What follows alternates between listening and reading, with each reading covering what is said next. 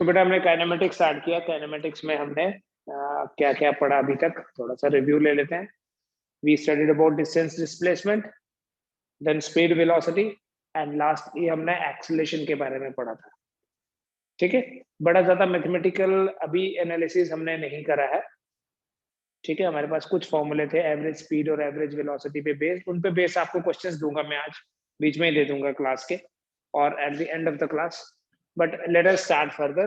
बेटा हमारे पास आज हम बात करेंगे ग्राफ्स की, ग्राफ्स इन kinematics.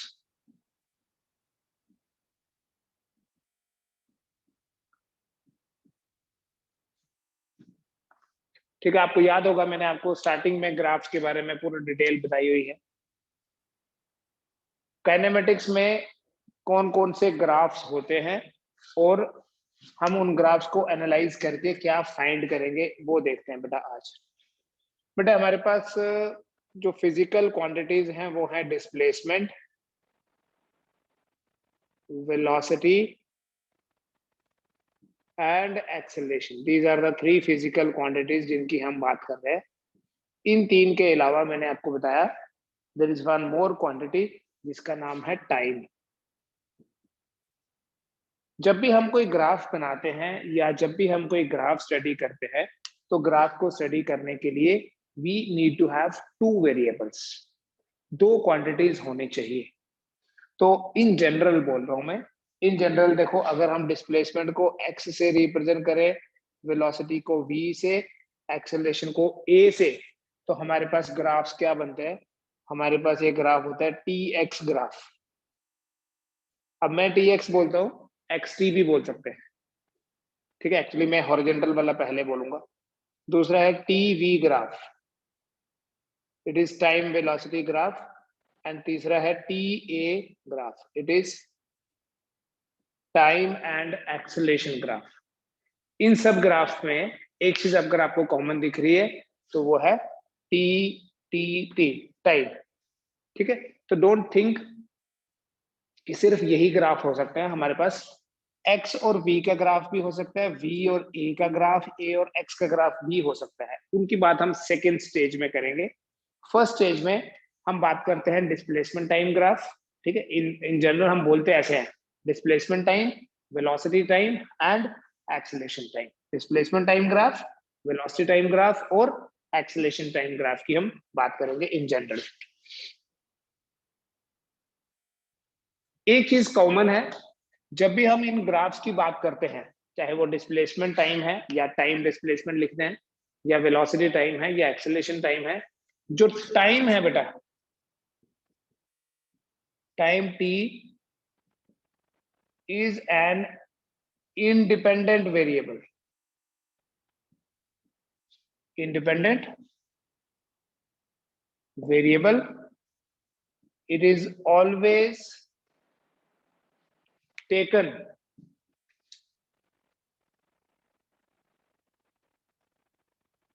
along horizontal axis.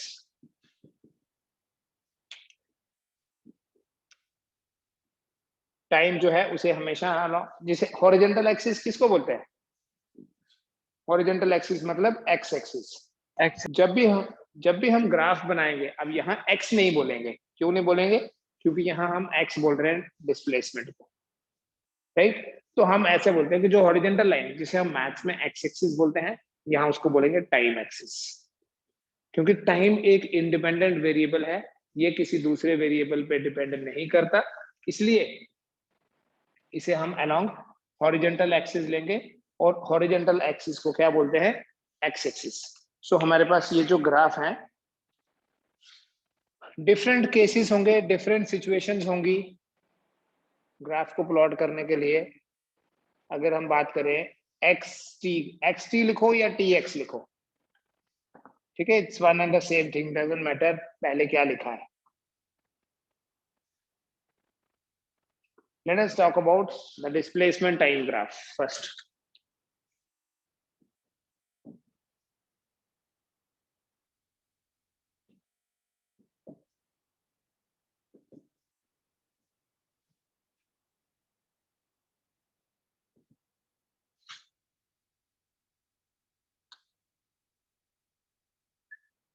Displacement time graph. बेटा डिस्प्लेसमेंट टाइम ग्राफ में जो टाइम है वो लेना है अलोंग हॉरिजॉन्टल एक्सिस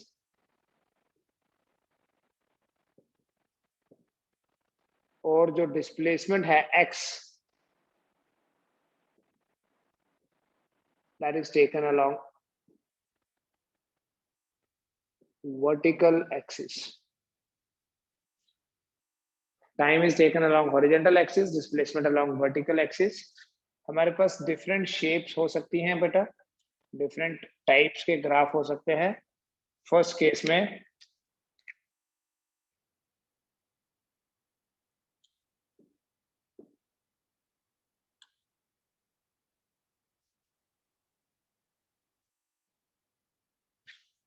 टाइम और डिस्प्लेसमेंट के बीच में मान लीजिए ग्राफ ऐसा है। इस ग्राफ का मतलब क्या है? मतलब ये ग्राफ कैसा है? ये केस फर्स्ट है हमारे पास। The graph is parallel to time axis. The graph is parallel to time axis. Means this graph is a straight line parallel to time axis. तो क्या मतलब हुआ? इससे हम कंक्लूजन क्या निकालेंगे? अगर ये ग्राफ टाइम एक्सिस के पैरेलल है, so what is the conclusion? बेटा इधर टाइम एक्सिस लेने का मतलब है t equal to 0, t equal to 1, t equal to 2, t equal to 3, 1 2 3 seconds ऐसे, ठीक है। और इधर है displacement 1 metre, 2 metre, 3 metre, 4 metre मान लो। तो बिगनिंग t इक्वल टू 0 में भी 4 मीटर, 1 पे भी 4, 2 पे भी 4। अगर ये ग्राफ टाइम एक्सिस के पैरेलल है तो इसका मतलब होता है कि जो बॉडी है that body is at rest. या बेटा डिस्प्लेसमेंट मतलब position of the body is not changing.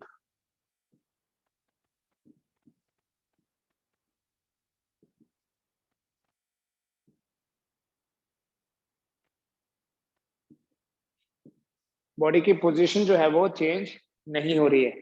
अगर ऐसे भी बोल सकते हैं रिवर्स में, अगर किसी बॉडी की पोजीशन चेंज नहीं हो रही है तो जो डिस्प्लेसमेंट टाइम ग्राफ होगा वो टाइम एक्सिस के पैरेलल होता है। या अगर ग्राफ टाइम एक्सिस के पैरेलल है तो इसका मतलब बॉडी की पोजीशन चेंज नहीं हो रही।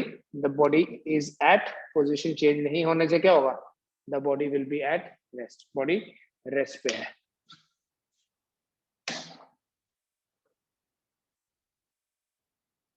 दूसरा देखो बेटा, डिस्प्लेसमेंट टाइम ही है अभी भी।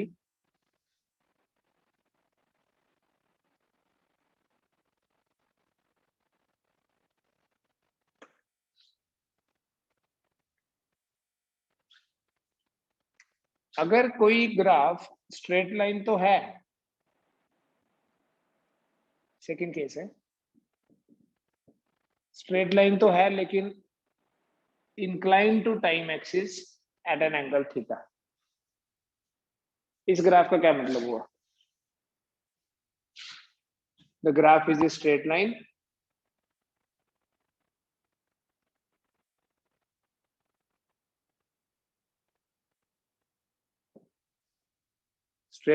inclined to time axis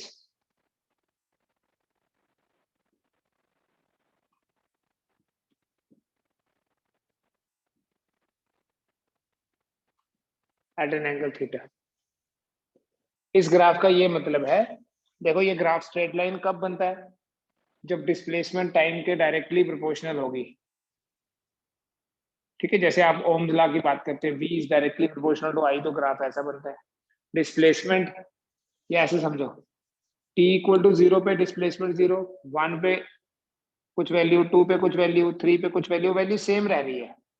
तो जब डिस्प्लेसमेंट और टाइम के बीच में ग्राफ एक ऐसी स्ट्रेट लाइन है जो हर बार टाइम एक्सिस के साथ थीटा एंगल है। हर बार मतलब अगर मैं यहां से देखूं ये वाला एंगल भी वही होगा, कॉरेस्पॉन्डिंग एंगल से। तो इसका मतलब ये है कि बॉडी की जो डिस्प्लेसमेंट है वो यूनिफॉर्मली इंक्रीज हो रही है विद टाइम, ठीक है। बॉडी की डिस्प्लेसमेंट जो है वो x directly proportional to t, the displacement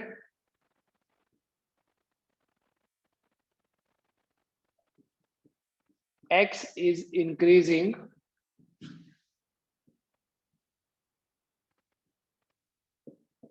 uniformly with time.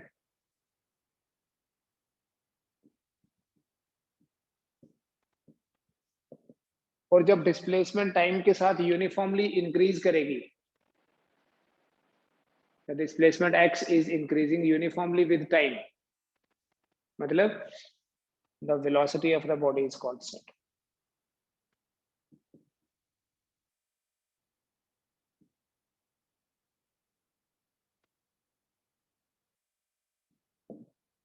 The velocity of body is constant. Displacement upon time constant है, तभी तो हम वैसे बोलेंगे। देखो, डिस्प्लेसमेंट अपॉन टाइम कांस्टेंट होने का मतलब क्या है? Displacement directly proportional to time, ऐसे बोल सकते हैं बेटा। डिस्प्लेसमेंट अगर टाइम के डायरेक्टली प्रोपोर्शनल है तो डिस्प्लेसमेंट और टाइम की ratio constant, displacement to the time जो रेशियो है that is velocity, so velocity is constant.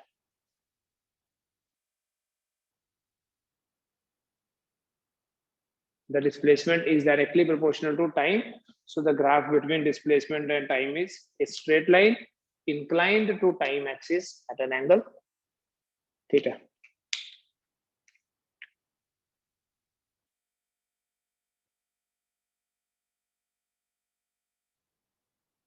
बेटा अगर तो ग्राफ ओरिजिन से स्टार्ट हो रहा है तो इसका मतलब बॉडी की इनिशियल डिस्प्लेसमेंट 0 है।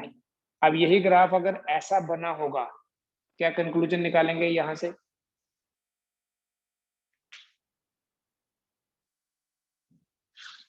अगर ग्राफ ऐसा, इसमें और इसमें क्या फर्क है? देखो, आपको एक चीज बताई थी मैंने कि अगर ये बिठा देता, अगर ये कोई इनिशियल पॉइंट है, ये एक रोड है, एक बार बॉडी का मोशन यहां से स्टार्ट हुआ और दूसरी बार बॉडी यहां, एक बॉडी यहां से स्टार्ट होगी, तो बेटा जो यहां से t इक्वल टू 0 पे जो बॉडी यहां है, एक बॉडी t इक्वल टू 0 पे यहां है, तो जो यहां पर है बोलेंगे इसकी इनिशियल डिस्प्लेसमेंट 0 है, और जो यहां है उसकी इनिशियल डिस्प्लेसमेंट है x0। इसका ये मतलब है ये x0 है।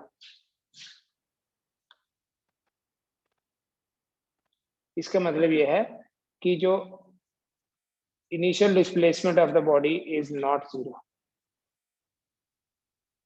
x0 is not equal to 0।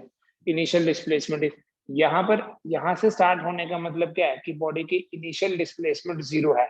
Body origin से स्टार्ट होगी, x0 की वैल्यू 0 होगी, बॉडी आगे चलती जाएगी, x बढ़ता जा रहा है। अगर ओरिजिन से स्टार्ट नहीं, थोड़ी आगे से स्टार्ट होगी, तो ऐसे बनाओगे तो मतलब ये जो यहां से स्टार्ट हुआ इसको बोलेंगे आगे से स्टार्ट हुई। टाइम तो 0 ही है, देखो यहां बोलेंगे t equal to 0, at t equal to 0 x की वैल्यू 0 नहीं है, so that is what the initial displacement is. What is initial displacement? It is displacement of the body at t equal to 0. इस graph का importance क्या है बेटा? देखो, अगर मैं बोल दूं ये टाइम t है, अभी तक जो पढ़ा था ना उसको माइंड में रखना, ये टाइम है t, t टाइम पे जो डिस्प्लेसमेंट है उसे बोलते हैं x, 0 टाइम पे जो डिस्प्लेसमेंट है वो है x0, मींस ये चीज जो है ये x0 है, तो ये भी x0 ही हुई,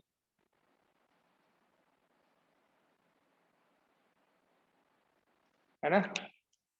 अगर ये x है, ये भी x, ये x0 है। बेटा अगर ये एंगल थीटा हुआ, अब ध्यान से देखना इसका इंपॉर्टेंस, तो हम यहां पर ये बोल सकते हैं, जैसे मैं इसको बोल दूं ए बी और C, in triangle A B C what is tan theta? Tell me, इस ट्राइंगल में tan थीटा कितना होगा? Sir can you write BC by AC? ये जो BC ग्राफ से देखना, जो BC है that is equal to x minus x0, है या नहीं? x माइनस x0, और जो AC है ये तो t को रिप्रेजेंट कर रहा है। अब displacement x minus x zero क्या हुआ, देखो इस डायग्राम की हेल्प से समझो। यहाँ पर डिस्प्लेसमेंट इनिशियल वाली जीरो नहीं है, फाइनली बॉडी यहाँ आ गई है, मैंने डायग्राम पहले भी बताई थी। इसे बोलते हैं final displacement x। Final displacement minus initial displacement divided by time, it is called as velocity. याद होगा बेटा आपको, आप में से जिन लोगों ने ग्राफ्स पढ़े थे, tan थीटा को बोलते हैं स्लोप, tan थीटा को बोलते हैं slope. So the conclusion is displacement और टाइम के बीच में जो ग्राफ होता है उस ग्राफ की स्लोप क्या रिप्रेजेंट करती है, velocity. The slope of displacement time graph represents velocity, ये कंक्लूजन है। The slope of xt graph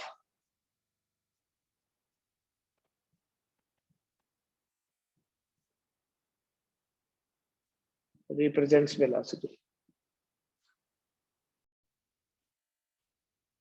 फिर से देखें बेटा, ये चीज मैं फिर से बता रहा हूं। अगर डिस्प्लेसमेंट और टाइम के बीच में ग्राफ बनाया जाए, लेट अस से कि ग्राफ है ये टाइम इधर और डिस्प्लेसमेंट इधर। अगर ये ग्राफ एक स्ट्रेट लाइन है, बेटा इस ग्राफ को देख के कंक्लूजन क्या निकालना है कि जैसे जैसे ये टाइम बढ़ता जा रहा है, देखो टाइम इधर बढ़ रहा है, ऐसे है ना। ये जैसे हमने जीरो टाइम क्या होता है, जब भी हमने कोई प्रोसेस स्टार्ट किया उसको बोलते हैं zero time. T equal to zero means at the beginning. Zero time पे प्रोसेस स्टार्ट हुआ, T equal to one, T equal to two, T equal to three. जैसे जैसे टाइम बढ़ता जा रहा है डिस्प्लेसमेंट भी बढ़ती जा रही है। और अगर स्ट्रेट लाइन बढ़ रही है, बन रही है, तो इसका मतलब डिस्प्लेसमेंट यूनिफॉर्मली इंक्रीज हो रही है। ठीक है, जिसमें हम ये बोलेंगे ये है x माइनस एक्स जीरो, ये है t, तो x बढ़ता जा रहा है। ये अगर एंगल थीटा होगा तो v को लिखना x minus x zero divided by T. Velocity is equal to displacement upon T, ये तो डेफिनेशन है। और ग्राफ के हिसाब से क्या दिख रहा है, it is equal to tan theta. बेटा इस ग्राफ में और इस ग्राफ में मुझे डिफरेंस बताना।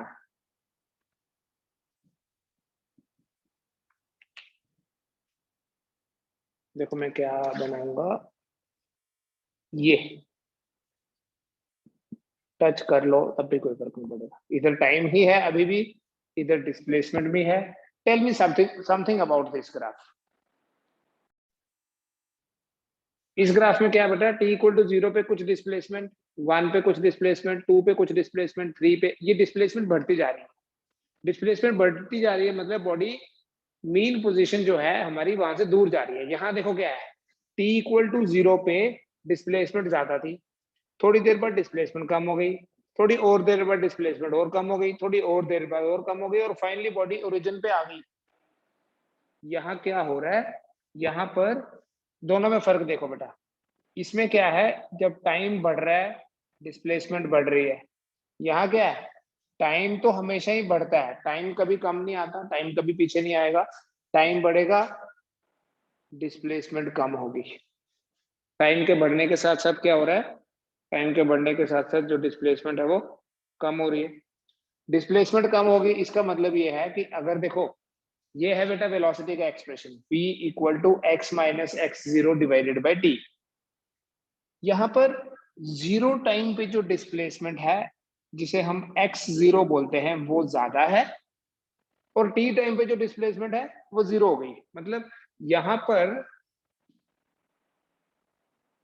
एक्स बड़ा है एक्स जीरो से, और इसमें अगर आप देखो, ये तो जनरल दोनों के लिए लिख सकते हैं हम।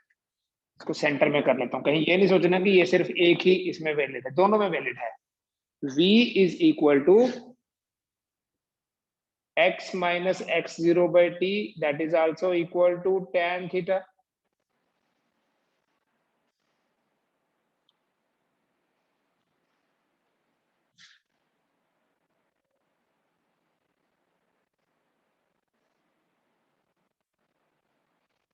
अगर x बड़ा है x0 से तो ये डिफरेंस आएगा पॉजिटिव, लेकिन अगर अब यहां देखो फाइनली डिस्प्लेसमेंट 0 हो गई, इनिशियली डिस्प्लेसमेंट ज्यादा थी। तो इसको मैं दो तरीके से समझाऊंगा। देखो, अगर x x0 से बड़ा है तो ये डिफरेंस पॉजिटिव होगा, वेलोसिटी विल बी पॉजिटिव। अगर x जो है x0 से छोटा है, उल्टा लिख दिया, हाँ ठीक है ना, x0 बड़ा है, या ठीक है एक ही बात है। x0 अगर x से बड़ा है, यहाँ x बड़ा था x0 से, अगर x0 बड़ा हुआ तो ये वेलोसिटी जो आएगी वो नेगेटिव आएगी, राइट। दूसरे तरीके से समझो बेटा, अगर x x0 से बड़ा है तो ये जो थीटा है ये एक्यूट होता है, और जब थीटा एक्यूट होगा तो जो tan थीटा है दैट वुड बी पॉजिटिव, और tan थीटा पॉजिटिव होने का मतलब है वेलोसिटी इज पॉजिटिव। x अगर x0 से बड़ा है वेलोसिटी नेगेटिव है, वेलोसिटी नेगेटिव है मतलब थीटा 90 डिग्री से बड़ा है, थीटा 90 से बड़ा होता है तो tan थीटा होता है नेगेटिव, और tan थीटा ही तो वेलोसिटी को रिप्रेजेंट करता है, which means velocity is negative. Hold करना है, मैं दोबारा से समझा रहा हूँ, एक और कॉन्सेप्ट बता रहा हूँ, फिर आपने जो पूछना होगा वो पूछो। मान लो बेटा ये ओरिजिन है, ये एक रोड है, ये दूसरी रोड है, एक बॉडी यहां से स्टार्ट हुई और उसी टाइम में एक बॉडी यहां से स्टार्ट हुई। समझ में आ रहा है कॉन्सेप्ट? बिल्कुल इजी तरीके से बता रहा हूं। लेकिन क्या हुआ, दोनों बॉडीज जो है वो सेम स्पीड के साथ जाने लगी, लेकिन अपोजिट डायरेक्शन में, एक इधर जाने लगी और एक इधर आने लगी, ठीक है। ये ओरिजिन है, ओरिजिन मतलब x इक्वल टू 0 यही है। तो क्या हो रहा है, ये बॉडी ओरिजिन से दूर जा रही है, तो बोलेंगे इसकी जो वेलोसिटी है, स्पीड तो दोनों की कांस्टेंट है, बट इसकी जो वेलोसिटी है वो पॉजिटिव और इसकी जो वेलोसिटी होगी वो नेगेटिव। अगर कोई बॉडी ओरिजिन से दूर जा रही है तो ग्राफ ऐसा बनता है, और अगर कोई बॉडी ओरिजिन की तरफ आ रही है, देखो पहले x0 है, ये एट t इक्वल टू 0 एक बॉडी यहाँ है एक बॉडी यहाँ है, तो एक का x0 ये हो गया, दूसरे का x0 ये हो गया। एट टाइम t मान लो 5 मिनट के बाद ये यहां पहुंच गई और ये यहां पहुंच गई, तो अब उसका देखो ये हो गया x और इसका ये हो गया x। तो जो बॉडी ओरिजिन की तरफ आ रही है इसका मतलब ये है कि उसकी फाइनल वेलोसिटी, फाइनल डिस्प्लेसमेंट कम है इनिशियल डिस्प्लेसमेंट से, वी से इट्स वेलोसिटी इज नेगेटिव। अगर कोई बॉडी ओरिजिन से दूर जा रही है उसकी वेलोसिटी पॉजिटिव होती है, और अगर कोई बॉडी ओरिजिन की तरफ आ रही है तो उसकी वेलोसिटी नेगेटिव होती है। इन टर्म्स ऑफ डिस्प्लेसमेंट आप क्या बोलोगे, x x0 से बड़ा है तो वेलोसिटी पॉजिटिव, x0 अगर बड़ा है तो velocity negative. In term of graph जब आप एंगल देखोगे, बोले थीटा अगर 90 डिग्री से कम है, एक्यूट है, tan 90 आपको पता है tan थीटा जो है फर्स्ट क्वाड्रेंट में पॉजिटिव होता है, सो वेलोसिटी पॉजिटिव हो गई। ये जो थीटा है कैसे पता चलेगा ये बड़ा है, ऐसे देखना एंटी क्लॉकवाइज डायरेक्शन में, ठीक है। अगर आप यहां से देखोगे ये है थीटा, ये दोनों बराबर हैं, जब तक स्ट्रेट लाइन है तो वेलोसिटी दोनों केसेस में है तो कांस्टेंट ही, वेलोसिटी है तो कांस्टेंट, यहां भी वेलोसिटी कांस्टेंट है, यहां भी वेलोसिटी कांस्टेंट है, क्योंकि स्ट्रेट लाइंस बनी है। लेकिन दोनों केसेस में क्या फर्क है, डायरेक्शन अपोजिट है, ठीक है। अगर ये अवे फ्रॉम द ओरिजिन है तो ये टुवर्ड्स द ओरिजिन है, यहां देखने से नहीं दिखेगा आपको, ये वाला समझना। इसके लिए अगर आपने डायग्राम बना के समझना है कैसे जा रही बॉडी, ये तो इसके लिए ये इनिशियल पॉइंट मतलब t इक्वल टू 0 पे बॉडी दूर थी, थोड़ी देर बाद बॉडी पास हो गई, थोड़ी देर और पास हो गई, तो ये ओरिजिन पे आ गई, ठीक है। तो यहां पर थीटा ऑब्ट्यूज सेकेंड क्वाड्रेंट में tan थीटा जो है वो नेगेटिव होता है, और tan थीटा मतलब वेलोसिटी।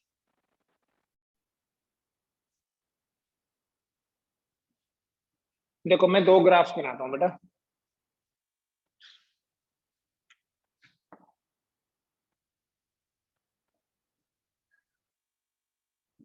मान लो टाइम और डिस्प्लेसमेंट के बीच में ये दो ग्राफ बनाए मैंने, ये एक ये दूसरा, दोनों जो ग्राफ हैं ओरिजिन से स्टार्ट हो रहे हैं। एक ग्राफ एक स्ट्रेट लाइन जो है वो 60 डिग्री पे है और दूसरी है 30 डिग्री पे। किसी एक बॉडी का ऐसा ग्राफ है, किसी एक बॉडी के लिए दूसरी स्ट्रेट लाइन का ये मतलब बिल्कुल नहीं है कि बीच में होगा, सेंटर में होगा। ठीक है, जनरली ऐसा लगता है कि स्ट्रेट लाइन मतलब 45 डिग्री पे। नो, नॉट, नेवर, इनफैक्ट ऐसा कभी भी नहीं होगा। हाँ, किसी एक्सेप्शन केस में हो सकता है थीटा 45 भी, बट जनरली नहीं होगा। क्वेश्चन ये है कि अगर ये ग्राफ्स दो दिए हैं, इन दोनों ग्राफ्स को देख के बताओ V1 और V2 की रेशो क्या होगी। What will be V1 divided by V2? What will be the ratio of velocities of the bodies?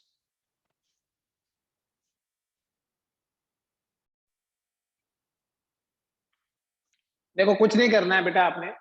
जब भी डिस्प्लेसमेंट और टाइम के बीच में ग्राफ दिया होगा, बस इस चीज का ध्यान रखना कि इधर टाइम और इधर डिस्प्लेसमेंट होना चाहिए। तो जो V1 होगा दैट वुड बी tan 30, जो एंगल बन रहा है उसी का टेंजेंट। tan 30 मतलब 1/√3, और V2 जो होगा that would be tan 60। tan 60 मतलब √3। ठीक है ना? तो V1 और V2 की जो रेशो होगी, V1 V2 ratio would be 1/√3 divided by √3. So that will be 1:3.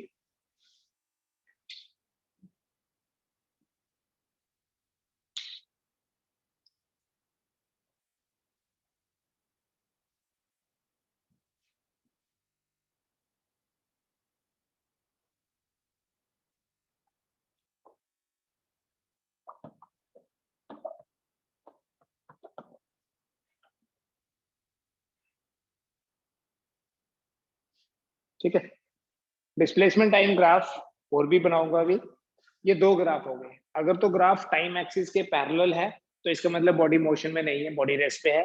और अगर ग्राफ इंक्रीजिंग दिखा रहा है, टाइम के साथ साथ डिस्प्लेसमेंट बढ़ रही है, इसका मतलब होगा वेलोसिटी कांस्टेंट है लेकिन पॉजिटिव है।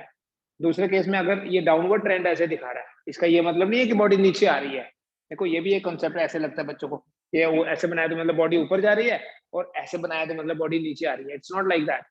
अगर ग्राफ ऐसा बनाया है, इसका मतलब दूर जा रही है, और अगर ग्राफ ऐसा बनाया तो इसका मतलब पास आ रही है। ठीक है, दोनों केसेस में बेटा वेलोसिटी कांस्टेंट होती है, और आपको पता है जब जब वेलोसिटी कांस्टेंट होगी उस मोशन को यूनिफॉर्म मोशन बोलते हैं, और यूनिफॉर्म मोशन में एक्सेलरेशन जो है वो 0 होगी। बेटा अगर डिस्प्लेसमेंट और टाइम के बीच में ग्राफ स्ट्रेट लाइन नहीं है, ऐसे वाला कर्व है, तो इस ग्राफ को देख के आप क्या कंक्लूजन निकालोगे? देखो, जो पिछले टॉपिक में पढ़ा ना, उसमें मेन चीज याद रखना कि जो डिस्प्लेसमेंट और टाइम के बीच में जो ग्राफ होता है, उस ग्राफ की जो स्लोप है that represents velocity. Slope of displacement time graph represents velocity. तो यहां पर अगर मैंने ऐसा ग्राफ बनाया है, so tell me whether it is increasing slope और डिक्रीजिंग स्लोप, मतलब थीटा बढ़ रहा है कि कम हो रहा है? इंक्रीजिंग। इंक्रीजिंग। ठीक है ना? अगर आप यहाँ देखोगे, इंक्रीजिंग। मैंने आपको पहले समझाई ये चीजें, अभी काम आ रही है। देखो, यहाँ अगर एंगल θ1 है, यहाँ एंगल θ2 है, यहाँ एंगल θ3 है, तो ऑब्वियसली थीटा बढ़ता जा रहा है। बेटा, अगर थीटा बढ़ेगा तो टैन थीटा बढ़ेगा, और टैन थीटा बढ़ेगा तो मतलब इसको हम पहले स्टेप में तो ये बोलेंगे, ये एक ऐसा ग्राफ है जिसकी स्लोप जो है वो इंक्रीज हो रही है। बेटा, जब इसकी स्लोप इंक्रीज हो रही है, इंक्रीजिंग स्लोप में क्या होगा? जो एक्सेल वेलोसिटी इंक्रीजिंग होगी।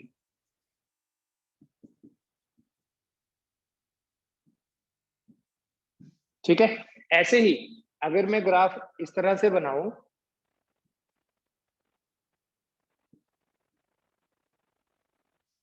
दिखाई दे रहा है? यहाँ थीटा कम हो रहा है, थीटा कम होगा तो इसको बोलेंगे डिक्रीजिंग स्लोप। स्लोप इंक्रीज हो रही है, स्लोप डिक्रीज हो रही है। ठीक है, स्लोप इंक्रीज होगी तो वेलोसिटी इंक्रीजिंग, और आपको पता है बेटा जब भी वेलोसिटी इंक्रीज होती है तो एक्सेलरेशन जो है that is positive. Decreasing slope मतलब वेलोसिटी इज डिक्रीजिंग, वेलोसिटी कम होगी तो एक्सेलरेशन जो है वो नेगेटिव होती है। ठीक है, ये है हमारे कुछ स्पेशल डिस्प्लेसमेंट टाइम ग्राफ, इनको देख लीजिए। मैं कुछ क्वेश्चंस अभी शेयर कर रहा हूँ आपके साथ, अभी करेंगे, 15 मिनट है अभी क्लास में, ठीक है, ये नोट कर लो।